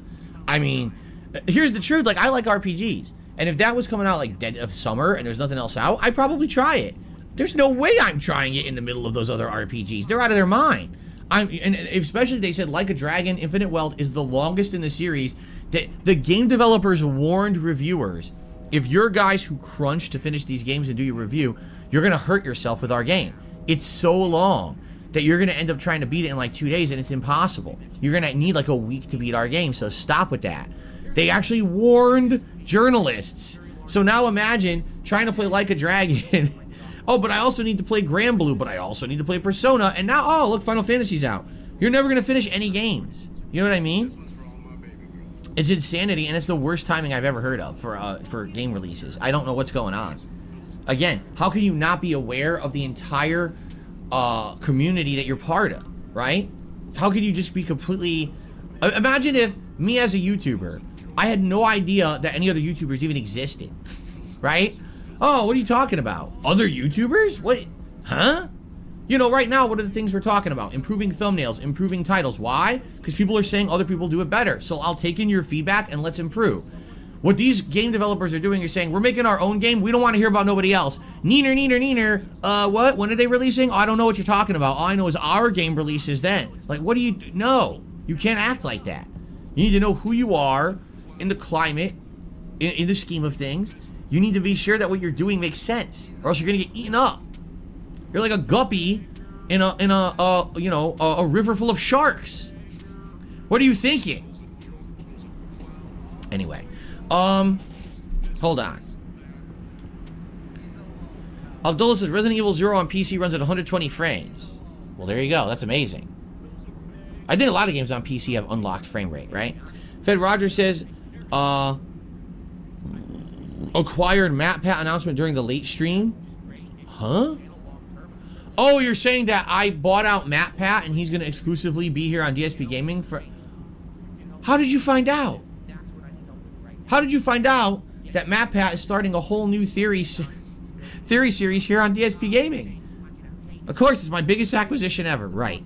William G. Re-upped his membership for 3 months. Says, hope you're having a great week. Indeed, I am. It's been a very good week, actually, William. So thank you for that. I hope you're having a good one, too. Sarah says, isn't you playing Baldur's Gate 3 now, months after release during the hardcore gaming period, proof that if a game is good enough, it will be successful no matter when it is released? I don't know what you mean by that. I don't think that if a game is successful on DSP Gaming, it's evidence that a game is good. I'm just being honest. I'm a small-time dude, and, you know, a lot of people want to see me play a game, and I played it when I had a chance. I don't think that's representative of anything. We're talking about big-time sales in the games industry. We're not talking about success of a playthrough on my channel. That's a very different, that's like complete different comparison, right? Hawkey says Dragon's Dogma 2 comes out in March. The lineup for this year is already insane, and RPGs are all in the first quarter. Yeah, you're right. What's for dinner tonight? I think we're having tuna casserole. What's my favorite food? I don't have one. Thank you. Matt says, glad to hear you have a great week. Rock on. Let's see here. I got a $1 tip. Strange you didn't list any of the 2 Yakuza games, Armored Core or Assassin's Creed, in any of the 3 videos that you made. Why? Why would that be strange? The Like a Dragon Ishin is technically just a modern version of an older game. It doesn't really rank for me. It was alright. Like a Dragon Gaiden was good, but again, more like a filler game, not really a full-fledged Yakuza release. I mean, that's why they sold it for discount and also put it on Game Pass. The story is very short, and everyone knows it's basically a bridge game between the last Like a Dragon and the next one. So it doesn't really need to be recognized as an outstanding game. It was good, but it definitely didn't like I would definitely say other Yakuza games are much better than that, right? So it's not going to rank for me. But it wasn't disappointing, it just wasn't amazing. Armored Core I really liked, but did it blow me away? No. It didn't, honestly. It was good. It was a solid experience, but it also didn't really like, oh my god, I can't believe how good this franchise is, and I can't wait to play the next one. It's just like, meh, it was alright. I enjoyed it for what it was, so it didn't blow me away, but I didn't hate it, so it's not disappointing. Assassin's Creed, again, like, you know, these are just kind of meh games, and games for me that are kind of meh, they're not going to ever rank for me. While they're not disappointing, but they're also not that great, so it shouldn't be a shock that they didn't rank in my countdowns, right? I think what it is that I don't rate games anymore. I don't do game reviews. So a lot of you maybe think one thing about a game that is not true. Like maybe you thought I loved Armored Core 6. I thought it was good, but I wasn't blown away by it or anything. I had a lot more fun with other games, hence they made my countdown. All the games I had the most fun with in 2023 were in my top 10 games of the year listing. So there you go. Eternal Napalm says, how many hours is a completion run or a completion playthrough of Lies of P in my estimation? Let's find out. Because I pretty much did a completionist run, right?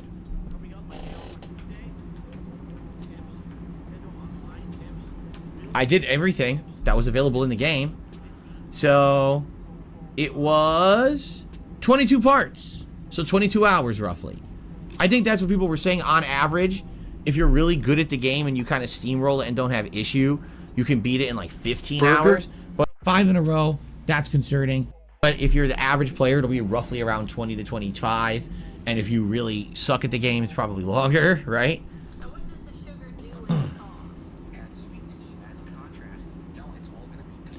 Do even I know the big surprise of the late night stream tonight, or is it a secret from myself? Yes, it's a complete and utter secret. All I'm going to do is I'm going to turn on the stream and just sit here and wait for something to happen. And we'll see.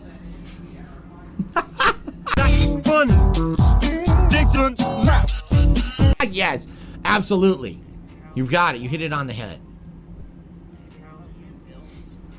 Did I get the platinum trophy in Lies of P? Did I? I don't recall getting the platinum. I don't remember. I think you have to play it twice. I think what it is because of the story. Oh, I remember what it is. You can't get all of the musical records in your first run because there's story choices you have to make. And depending on the story choice you make, you're given a different record that plays a different song. So you have to play the game twice and do the opposite decisions in your second run, and then you can platinum it. So that's why I didn't platinum it.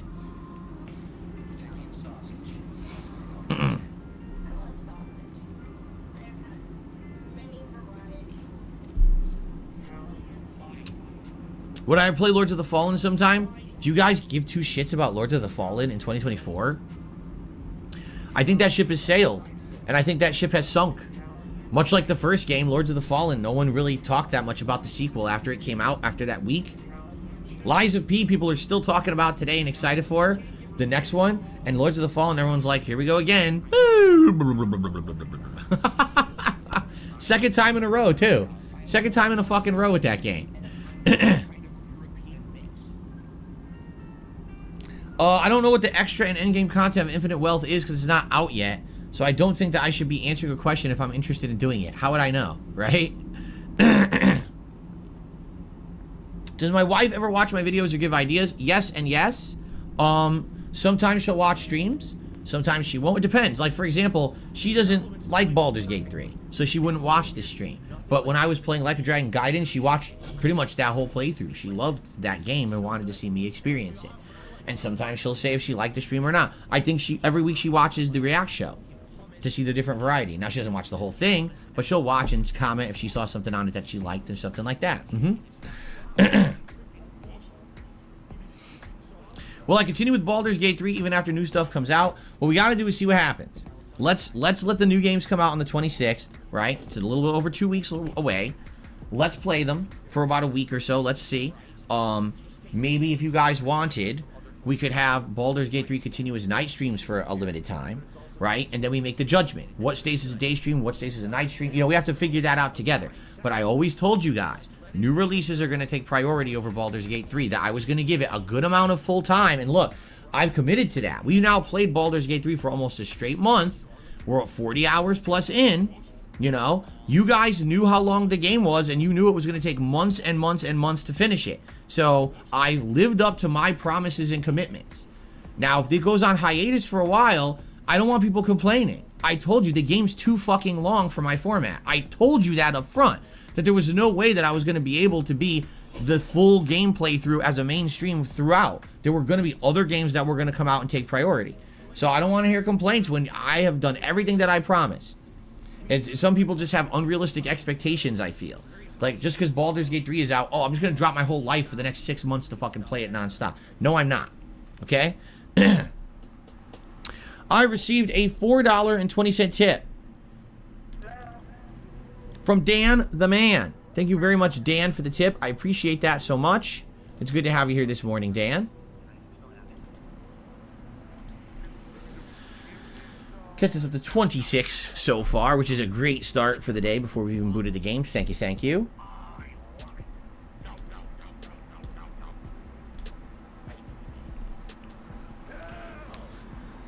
What's the longest playthrough I've ever done? Debatable. Very debatable, because at one point it was definitely Persona 5. But I think some people were saying that my second run of Skyrim that I did a couple years ago might have beaten it. But I don't know. Because the Skyrim run had all the DLCs. So that might have beaten it, but you'd have to go back and confirm that because I'm not sure.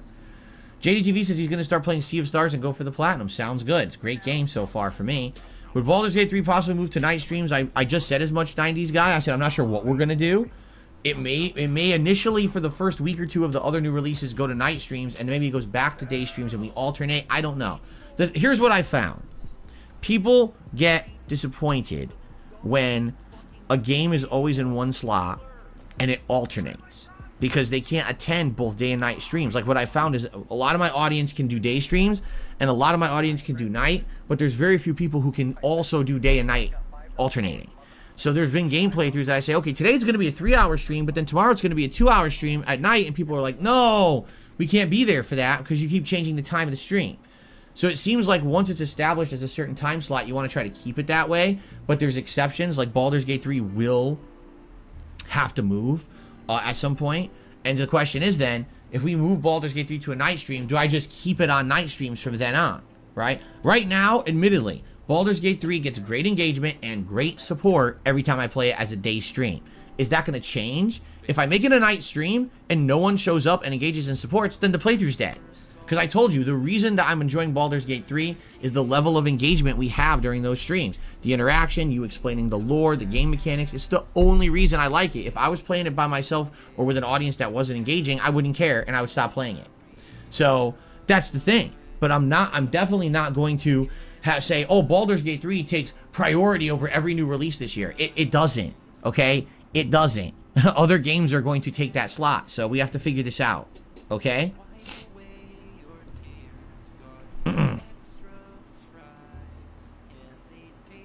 There you go, see? A lot of people are saying, I can't watch night streams, so Baldur's Gate 3 would become unwatchable. And that's the problem. I can't play every game as a daytime stream. That's just not possible. Not every game can dominate my day slot. It's not possible. You know? They just, at a certain time, I get it. That's the hot time because that's the time when more people can watch and it's the longer slot. I can't, you know? What do you want me to do? Clone myself and have 2 streams at once? I can't do that.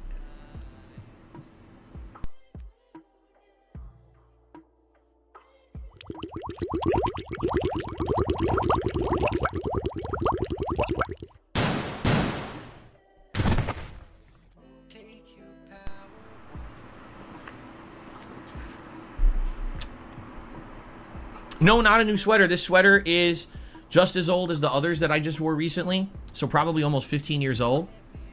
I went on a shopping trip to a department store when I worked at the helicopter job. And I spent several $100s, probably like $300-400 one day on when they had like a big sale, big holiday sale or whatever. And this is one of the sweaters that I bought when I was there.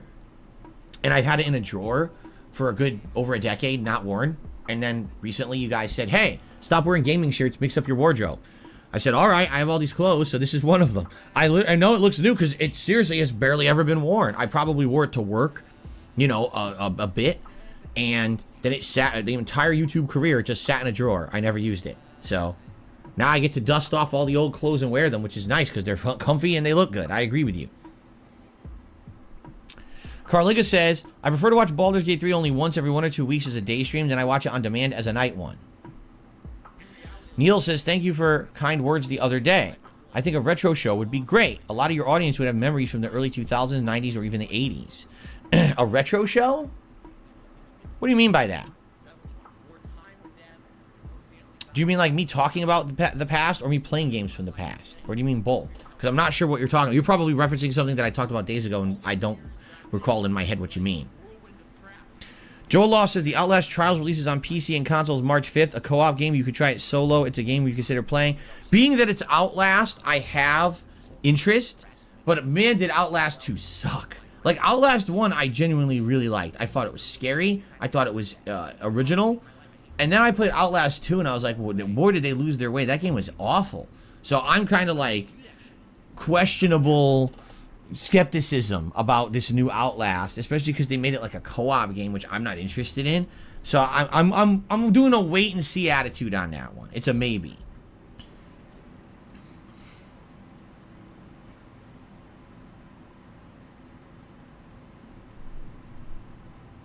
Will the gaming shirts ever come back? Well, if they do come back, it would have to be for the hotter season. Like when it comes, you know, hotter in the spring and summer. Maybe what I would do is alternate between those shirts and the button downs. Remember, I have a series of like 8 or 9 button down shirts that I was wearing over the summer. So maybe I would alternate between those and the gaming shirts back and forth, much like how I alternate between like the sweater or a button down shirt now for the fall and winter. So maybe that's what I'll do. We'll see. Can I react to an old playthrough of mine in the future? We already talked about that. That's something that's very high potential for DSP Throwback. Yes. Did I ever play any of the Tecmo Deception games? Tecmo Deception? Doesn't ring a bell. Anyone recognize Tecmo Deception? I don't know what that is. Joel Loft says, to clarify, there's an actual Outlast 3. They said to get... Oh, really? They said to get to work on that one after Outlast Trials? Then why are they even making Outlast Trials? Just fucking make Outlast 3. What? That is stupid. That sounds really dumb. I thought Outlast Trials was Outlast 3. It's not?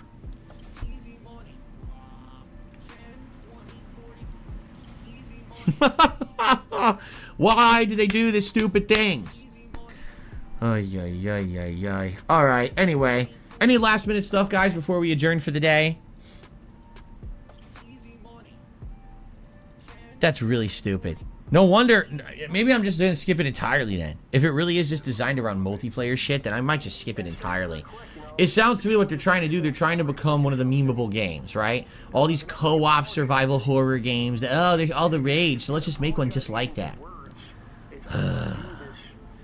Trailblazer says, when will more retro games be back in the schedule for us that don't like new stuff? When there's time, right?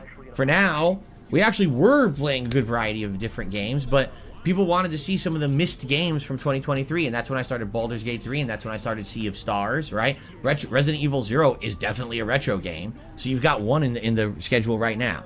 But I always like to do variety, so it's always a possibility. You know, when there's too many new games and we got to juggle them all, there's not much I can do, you know? Parasolo says, well, you think Wolf Among Us will get delayed another year? Probably at this rate. We never get any information about it. I wouldn't be shocked. Outlast Trials is a prequel to Outlast 1. Oh, I didn't know that. Will I play Gollum or Rise of Kong? No. Neil Smith says, a show where exchanging memories and stories may maybe try a game you haven't played. That sounds like an interesting show. That sounds like a really interesting show for DSP Throwback. Sure. Imagine that.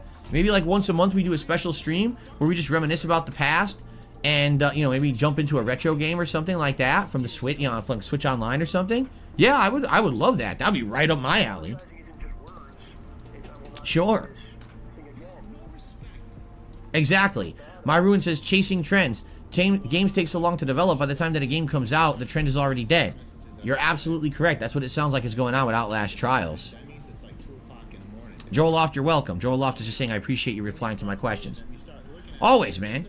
Always. All right, guys, here's what we're going to do. End the show, because I got to use the restroom.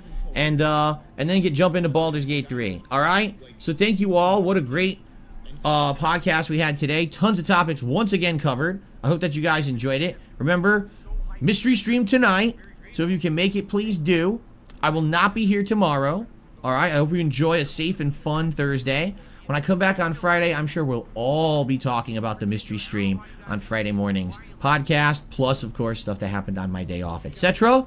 So I wish you all a very fun day. Remember, when I'm not here, you got tons of stuff to get caught up on. The year-end series, all the playthroughs that have been uploading over on DSP Throwback, including now Red Dead Redemption is starting. My React content, all the current playthroughs. There's insane amounts of content to get caught up on. I hope you will. And I hope you have a great day, and I'll see you Friday. Peace out, everybody. Okay.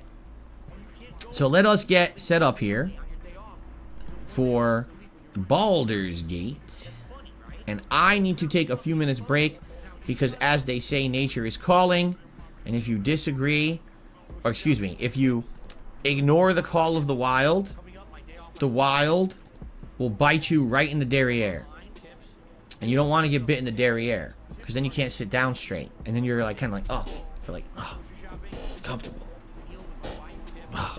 So you definitely want to, you know, pay attention to that stuff, which I'm going to. And that way we can just focus on the game and not have to worry about later me having to take a break.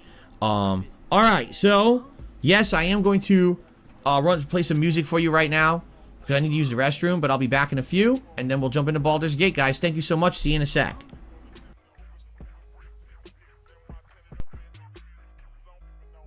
Right, guys.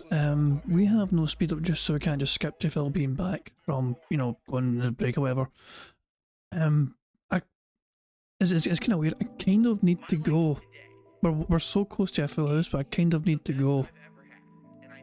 I don't know what to do about it. No, that wasn't the microphone bump. That was me. It didn't bump the microphone. It definitely didn't bump the microphone. I definitely would have noticed that.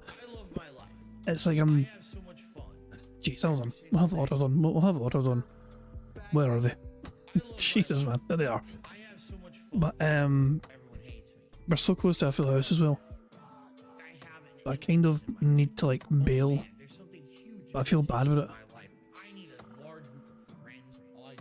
Yeah, I might have no choice. You know, I think I've got to bail. Guys, sorry for the show today. I know it was different. I do hope you all enjoy the rest of your Wednesday. I'll be back on Friday for some more bingo.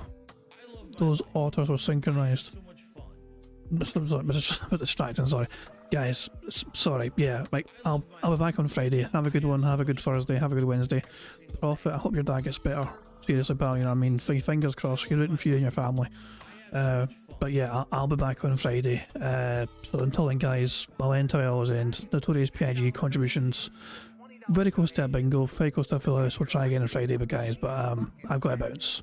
Catch you all later. On September 14th, a pre-authorized payment of $16.51 from PayPal.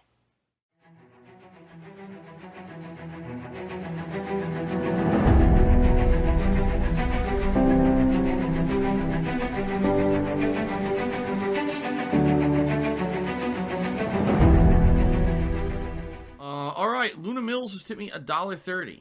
It says, "I'm back. What's your favorite type of shower?"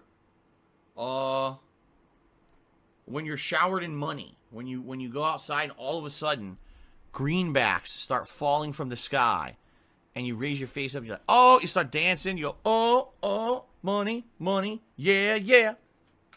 All right, I don't know what the hell you're talking about, but thank you for the first tip of the day.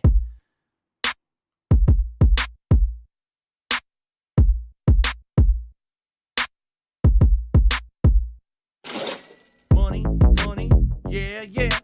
Money, money, oh, money, money, yeah, yeah. Money, money, money, money, yeah, yeah. Money, money, oh, money, money, yeah, yeah. These contributions are mandatory. Money, money, yeah, yeah. Money, money, oh, money, money, yeah, yeah. Money, money, money, money, yeah, yeah. Money, money, oh, money, money, yeah, yeah. These contributions are mandatory.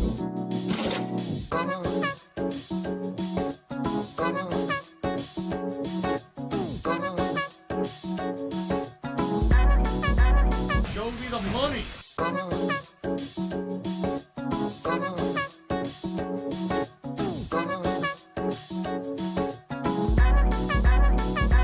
Free. Money, money, yeah, yeah. Money, money, oh, money, money, yeah, yeah. Money, money, money, money, yeah, yeah. Money, money, oh, money, money, yeah, yeah. These contributions are mandatory. And it's gone, just gone like that.